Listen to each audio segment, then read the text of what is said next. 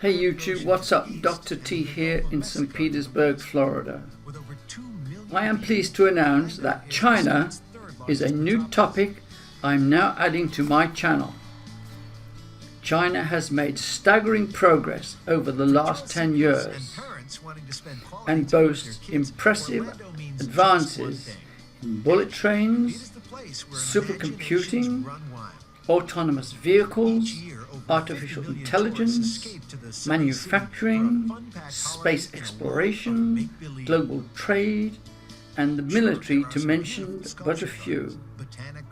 We are entering an era when China will possibly displace the US as the #1 superpower, economic power, and leader in artificial intelligence. So let's take a look at the rise of the Red State and follow with a roundup of its current status in all areas of its achievements.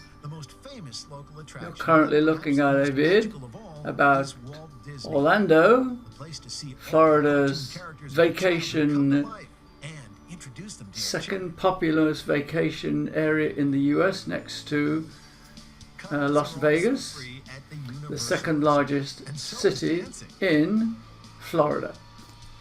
You don't have to be a kid to love Wet n Wild, one of the oldest and most popular. 2 centuries ago, Napoleon warned, "Let China sleep. When she wakes, she will shake the world." The rise of China will undoubtedly be one of the great dramas of the 21st century. China's extraordinary economic growth and active diplomacy are already transforming East Asia, and further decades will see even greater increases in Chinese power and influence. In 1980, China's gross domestic product, GDP, was less than $300 billion. By 2015, it was $11 trillion, making it the world's second largest economy by market exchange rates. China's trade with the outside world in 1980 amounted to less than $40 billion. By 2015, it had increased 100-fold to a whopping $4 trillion. Even at its lower growth rate in 2015, China's economy created a Greece every 16 weeks and an Israel every 25 weeks.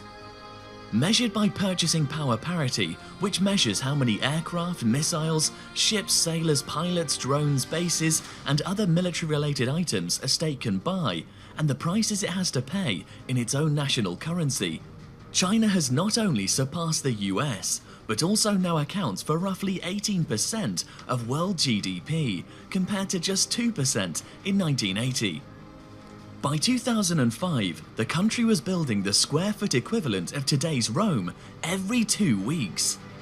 Between 2011 and 2013, China both produced and used more cement than the US did in the entire 20th century. In 2011, a Chinese firm built a 30-story skyscraper in just 15 days. 3 years later, another construction firm built a 57-story skyscraper in 19 days. China so far has built the equivalent of Europe's entire housing stock in just 15 years. In November 2015, Beijing replaced the substantially larger 1,300-ton San Juan Bridge in just 43 hours. Between 1996 and 2016, China has built 2.6 million miles of roads, including 70,000 miles of highways, connecting 95% of the country's villages, and overtaking the US as the country with the most extensive highway system by almost 50%. Over the past decade, China has constructed the world's longest high-speed rail network, 12,000 miles of rail lines that carry passengers between cities at speeds of up to 180 miles per hour. China now has more high-speed rail tracks than the rest of the world combined. In stark contrast, during this same decade, California has been struggling mightily to build a single 520-mile high-speed connection between Los Angeles and San Francisco. Voters approved the project in 2008, but the state recently admitted it will not be finished until 2029 at a cost of $68 billion. 9 years later and $35 billion more than was originally promised. By then, China plans to have completed another 16,000 miles of high-speed rail connections. China's education, healthcare, and related indicators reflect similar improvements in its people's well-being. In 1949, Chinese citizens could expect to die at the age of 36, and 8 in 10 could not read or write. By 2014, life expectancy had more than doubled to 76, and 95% are literate. A generation ago, China stood at the bottom of most international rankings of nations in education, science, technology, and innovation. But after 2 decades of determined investment in the country's human capital, it has become a global competitor. Today it rivals and by some measures outperforms the United States. On the 2015 Programme for International Student Assessment, China ranked 6th in mathematics, while the United States ranked 39th. China's score was well above the OECD average, while the US score was significantly below.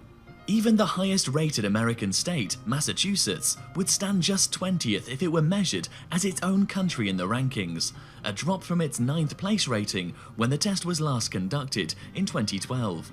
According to the most recent Stanford University comparison of students entering college in the fields of engineering and computer science, Chinese high school graduates arrive with a 3-year advantage over their American counterparts in critical thinking skills.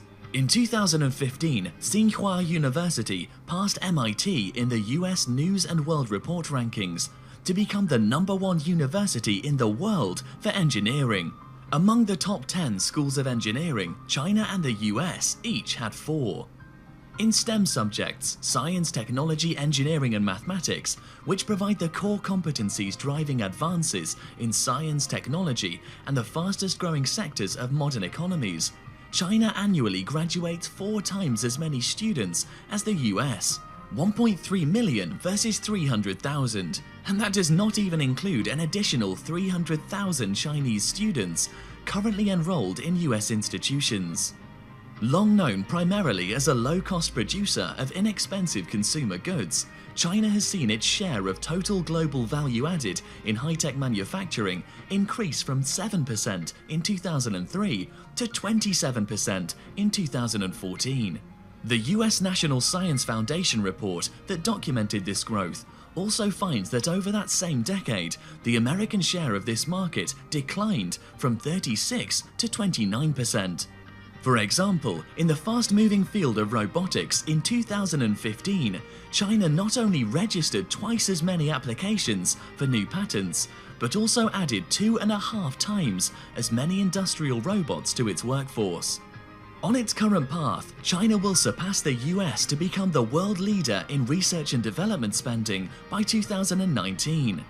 Since June 2013, the world's fastest supercomputer has been located not in Silicon Valley, but in China. Indeed, in the rankings of the world's 500 fastest supercomputers, a list from which China was absent in 2001, today it has 167, 2 more than the United States. Moreover, China's top supercomputer is 5 times faster than the closest American competitor. And while China's supercomputers previously relied heavily on American processors, its top computer in 2016 was built entirely with domestic processors. As China's economy has gotten bigger, its guns and tanks and their 21st century equivalents have gotten better and allowed for a new level of competition with other great powers, especially the United States. Just as technology startups like Facebook and Uber have used the concept of disruptive innovation to upend previously dominant firms, the Chinese military is developing new technologies that can counter ships, planes and satellites that the US has developed over decades and for a fraction of the cost. Today, states playing catch-up need not replicate investments that their competitors made in hardware and other legacy platforms. New technologies allow for asymmetric responses, like missiles that can be launched from the Chinese mainland to destroy aircraft carriers, or anti-satellite weapons that for $1 million can destroy a multi-billion-dollar US satellite. According to figures provided by SIPRI, China has increased its defense spending nearly 5-fold over the last decade. China currently spends more on defense than Japan, South Korea, the Philippines and Vietnam combined, and China's military spending is second only to the United States. China is now building a blue water navy. A green water navy patrols its maritime borders, a blue water navy patrols the oceans. It will take another 30 years, assuming economic progression, for China to build naval capacity to seriously challenge the most powerful seaborne force the world has ever seen, the US Navy. But in the medium to short term, as it builds and trains and learns, the Chinese Navy will bump up against its rivals in the sea, and how those bumps are managed, especially the Sino-American ones, will define great power politics in this century.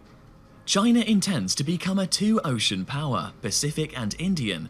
To achieve this, China is investing in deep-water ports in Burma, Bangladesh, Pakistan and Sri Lanka, an investment which buys it good relations, the potential for its future navy to have friendly bases to visit or reside in, and trade links back home.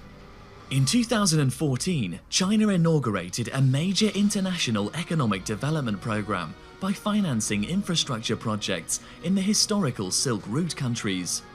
It is engaged in financing economic infrastructure projects in the Silk Route countries, with positive ROI for China and the recipient countries.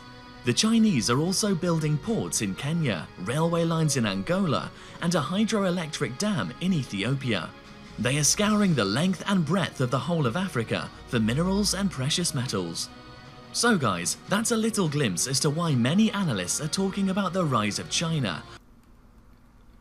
I think that highlights a good enough overall reason why one should keep tabs on what's going on in China, from an interest perspective, if nothing else.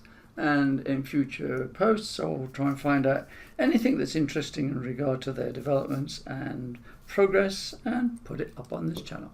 See you later.